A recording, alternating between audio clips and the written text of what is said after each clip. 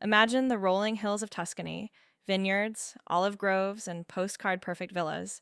Now imagine that for 17 years, those same hills were the hunting grounds of a killer who essentially paralyzed the nation of Italy. Wait, Tuscany? That's where people go for honeymoons and wine tours, not slasher movies. What are we talking about here?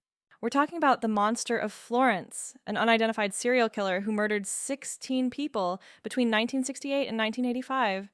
But the real kicker isn't just the body count, it's that despite decades of trials and conspiracy theories involving satanic cults and high society cover ups, we still don't definitively know who the monster was. So you're telling me a guy operated for nearly 20 years in one of the most famous places on earth and just got away with it? Well, the police had thought they caught him multiple times, but every time they draped a handcuffs on a suspect, the story just got weirder and more terrifying. To understand the monster, we have to go back to August 1968 to a small town called Signa. A couple, Antonio Lobianco and Barbara Locci, were shot to death in their car while Locci's 6-year-old son slept in the back seat. That is brutal. Did the kid see anything?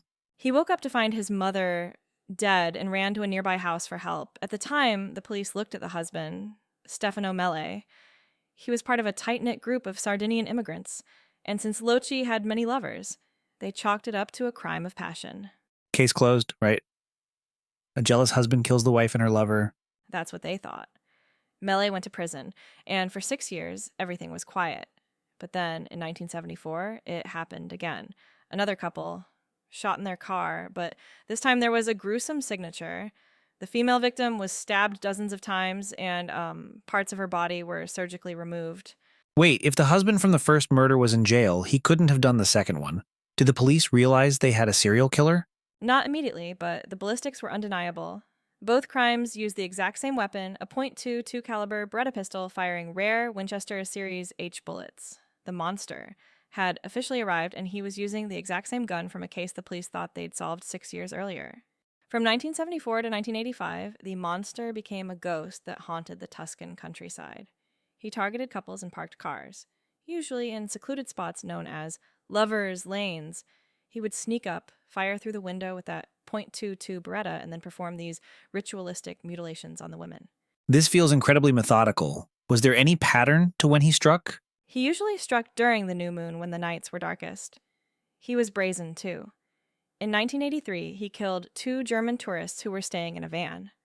They were both men, which was a departure from his usual profile, but he still performed his ritual on one of them. 2 men? That's a risky move for a killer who usually targets unsuspecting couples. It showed he was evolving, or perhaps just becoming more confident. The spree ended in 1985 with a French couple camping in a tent. After the murder, the killer actually mailed a piece of the victim's tissue to the state prosecutor. It was a literal taunt to the authorities. Okay, so the police have the gun type, the bullets, and a killer who is literally mailing them evidence. How did they mess this up? It became a circus of incompetence. First, they focused on the Sardinian Trail, arresting various people from that original 1968 circle, but the murders kept happening while the suspects were in custody. Then, in the 90s, they found their perfect villain, Pietro Pacciani. Let me guess. He looked the part? Exactly. He was a violent farmer with a prior murder conviction from the 50s. They found a single .22 bullet in his garden and built an entire case around him. He was convicted, then acquitted on appeal, then died of a heart attack before his retrial. But the lead investigator, Michele Giuttari, wasn't satisfied with just one killer.